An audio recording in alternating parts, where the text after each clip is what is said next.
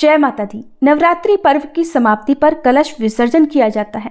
कहते हैं जिस तरह से नवरात्रि के पहले दिन विधि विधान से कलश की स्थापना की जाती है, वैसे ही कलश का विसर्जन भी विधि विधान से करना चाहिए।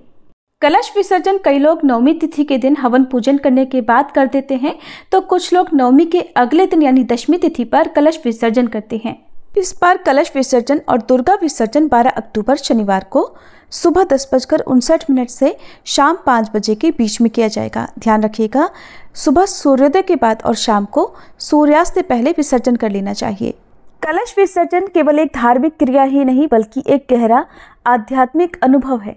यह हमें इस बात का स्मरण कराता है कि हर आरंभ का एक समापन भी होता है और ये समापन भी नए आरंभ की ओर संकेत करता है।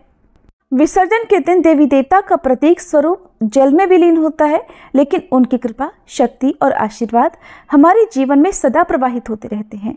इस विसर्जन के साथ हम अपने जीवन में सकारात्मक ऊर्जा और नए उत्साह का स्वागत करते हैं और हमारे अंदर या हमारे घर में जितनी भी नेगेटिविटी है वो सभी विसर्जन के साथ ही हमसे दूर हो जाती है। जिस तरह से कलश स्थापित करते समय कुछ नियमों का पालन किया जाता है या कुछ बातों का ध्यान रखा जाता है, उसी तरह से कलश विसर्जन के भी कुछ सामान्य नियम होते हैं जिनका पालन श्रद्धा और मर्यादा के साथ करना चाहिए। विसर्जन के समय हम केवल एक प्रतीकात्मक वस्तु को जल में प्रवाहित नहीं कर रहे होते, बल्कि अपनी मनोकामनाओं को, अपनी चिंताओं को, अपनी आशाओं को ईश्वर के चरणों में भी समर्पित कर रहे होते हैं।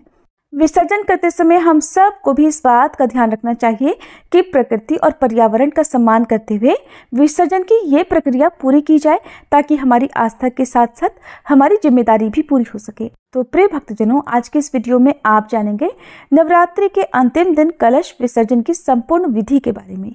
आप जानेंगे कि कलश विसर्जन करते समय सबसे पहले कौन सी सामग्री को हटाना चाहिए और किस मंत्र का जाप या किस मंत्र का उच्चारण आपको विसर्जन करते समय करना चाहिए। यदि आपने जो नारियल रखा हुआ है उसका पानी सूख जाए, जब आप उस नारियल को तोड़ते हैं उसका पानी सूखा हुआ हो, तो फिर क्या किया जाता है। या आपने जो मिट्टी का कलश स्थापित किया हुआ है अंतिम दिन, यदि उसमें जल ना बचे, पूरा जल सूख जाए, तो क्या किया जाता है। कलश के अंदर जो भी जल सामग्री आपने डाली है उनमें से किन किन का विसर्जन किया जाता है, कौन सी सामग्री अपने पास रखी जाती है। यदि आपने पिछले साल का नारियल अब भी अपने घर की तिजोरी में रखा हुआ है और इस बार का नारियल आपको फिर से रखना है, तो फिर पुराने वाले नारियल का क्या करना है, ये सारी बातें आज की इस वीडियो में आप जानने वाले हैं। विसर्जन वाले दिन सबसे पहले आपको ध्यान रखना है कि माँ भगवती के सभी 9 स्वरूपों का एक बार फिर से आपको ध्यान करना है। उनके बीज मंत्र का उच्चारण आप कर सकते हैं या सभी नवदुर्गाओं को हाथ जोड़कर प्रणाम करें और धूप दीप जलाकर माता रानी की पूजा करें। इन 9 दिनों में यदि आपसे कोई भूल चूक हुई हो तो सच्चे मन से माता रानी से प्रार्थना करें, माता रानी का श्रृंगार करें, 16 श्रृंगार की सामग्री माता रानी को चढ़ाएं और उसके बाद आप यदि सुहागिन है तो माता रानी से सुहाग लें। अब सबसे पहले हम माता की जो मूर्ति या तस्वीर आपने स्थापित की हुई है उन्हें अपनी जगह से थोड़ा सा हिलाएंगे। यदि मूर्ति स्थापित की है तो मूर्ति को अपनी जगह से थोड़ा सा हिलाकर रखना है। यदि तस्वीर है तो तस्वीर जिस भी जगह पर आपने चिपकाई हुई है उन्हें थोड़ा सा हटा लेना है, छुटा लेना है, पूरी तरह से मत हटाइएगा। अब इसके बाद हमें कलश विसर्जन की तैयारी करनी है। तो कलश के ऊपर रखे हुए नारियल को हमें सबसे पहले हटाना होता है। तो नारियल को आप अपने माथे से लगाकर प्रणाम करें और नारियल हटाते समय या नारियल उतारते समय आपको एक मंत्र का उच्चारण करना है। ये मंत्र है और इस मंत्र का जाप आपको अपने हाथों में थोड़े अक्षत लेकर करना है।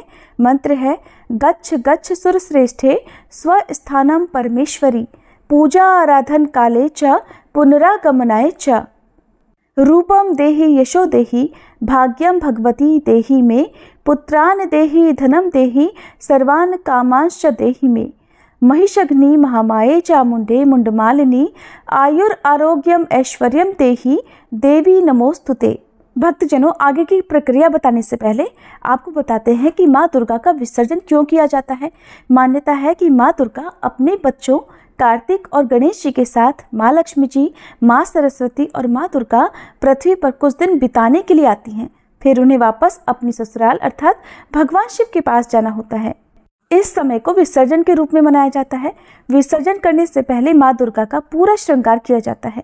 सुहागिन महिलाएं एक दूसरे की मांग और चूड़े पर सिंदूर लगाती हैं, जिसे समृद्धि और सौभाग्यवर्धक प्रतीक कहा जाता है। बंगाल में इस पर्व का विशेष महत्व होता है, जहाँ पर इसे सिंदूर खेला के नाम से जाना जाता है। सभी सुहागिन महिलाओं को माता की विदाई करने से या कलश विसर्जन करने से पहले अपने माथे पर अपनी मांग में सिंदूर लगाना चाहिए और माता से आशीर्वाद रूप में श्रृंगार की कोई ना कोई सामग्री अपने पास रखनी चाहिए। कुंवारी कन्या यदि विवाह के लिए नवरात्रि के व्रत रख रही है तो माता को श्रृंगार की सामग्री अर्पित करके कुछ वस्तुएं जैसे चूड़ी, बिंदी अपने लिए रख सकती हैं और बाद में आशीर्वाद रूप में इसका प्रयोग कर सकती हैं। अब जानिए आगे की प्रक्रिया। नारियल को हटाते समय आप उसे अपने माथे से लगाएं, प्रणाम करें और फिर नारियल को अपने परिवार की किसी सुहागिन महिला के आंचल में दे दें। अगर आप खुद सुहागिन हैं और विसर्जन कर रही हैं तो आपको इस नारियल को अपने आंचल में लेना चाहिए, जिसे आपके घर में आपके पति या आपकी संतान या आपका भाई कोई भी आपके आंचल में दे सकता है। नारियल के ऊपर लगी हुई चुनरी और कलावे को आप हटा लें। चुनरी को आप तुलसी जी के पौधे में बांध सकते हैं, अपने घर के मुख्य द्वार पर बांध सकते हैं, किसी पवित्र पौधे में बांध सकते हैं जो कि शुभता का प्रतीक होता है। कलावे को आप अपने परिवार के किसी भी सदस्य के हाथों में बांध सकते हैं। जिन्हें बहुत जल्दी नज़र लगती हो उस व्यक्ति के हाथों में आप इस कलावे को बांध सकते हैं। नारियल का विसर्जन कर दिया जाता है। कुछ लोग मंदिर में रखकर आते हैं तो कुछ लोग इस नारियल को कन्या पूजन के समय तोड़कर प्रसाद रूप में सभी कन्याओं को बांटते हैं और खुद भी ग्रहण करते हैं। हमारे यहाँ पर नारियल को तोड़कर प्रसाद रूप में ग्रहण किया जाता है, इसलिए हमारे यहाँ विसर्जन नारियल का नहीं किया जाता।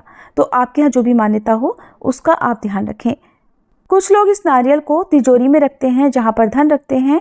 तो अगर आप पहले से इस नियम का पालन करते आए हैं तो आपकी तिजोरी में पिछले साल का नारियल रखा होगा, उस नारियल को आप इस बार पानी में विसर्जित कर दें, बहते जल में विसर्जित कर दें और जो इस बार का नारियल है उसे आप तिजोरी में लाल कपड़े में बांधकर रख सकते हैं। इससे धन में वृद्धि होती है। नारियल हटाने के बाद अब ऊपर जो आम या अशोक के पत्ते रखे हैं आप उन्हें हटाइए। हर सामग्री को माथे से स्पर्श कराने के बाद ही किसी अलग पात्र में रखना चाहिए। इन पत्तों का विसर्जन करना होता है। अब कलश के अंदर रखे हुए जल को किसी पुष्प की सहायता से या जो आम या अशोक के पत्ते आपने लगाए हैं उन्हीं में से एक पत्ता लेकर उसका पूरे घर में छिड़काव करना चाहिए। घर के हर सदस्य को इस पवित्र जल को अपने माथे से, अपनी आंखों से लगाना चाहिए और उसके बाद बचे हुए जल को किसी गमले में, किसी पौधे में विसर्जित कर देना चाहिए। तुलसी के पौधे में इस जल को डालने से बचना चाहिए, क्योंकि माँ भगवती की या किसी भी माता रानी की पूजा में माता रानी को तुलसी के पत्ते नहीं चढ़ाए जाते हैं, इसलिए इस जल को आप किसी अन्य पौधे में डाल सकते हैं।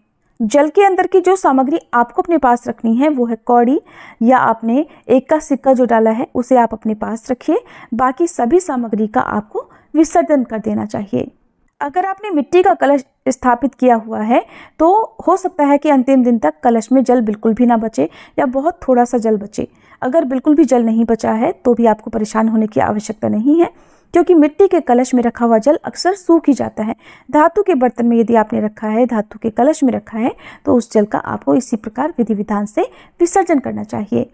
अगर आपने ज्वारे बोए हैं तो अब सबसे पहले आप थोड़े थोड़े ज्वारों को ऊपर से तोड़कर आप परिवार के सभी सदस्यों में प्रसाद रूप में बांटें, खुद भी ग्रहण करें और बाकी बचे हुए ज्वारों को आप गौ माता को खिला दें। ज्वारे बोने के लिए जो भी पात्र आपने प्रयोग किया है उसे आप अगली बार की पूजा के लिए भी रख सकते हैं या उसमें आप कोई भी पवित्र पौधा लगा सकते हैं या छत पर चिड़ियों के लिए दाना पानी रखने के लिए भी काम में ला सकते हैं।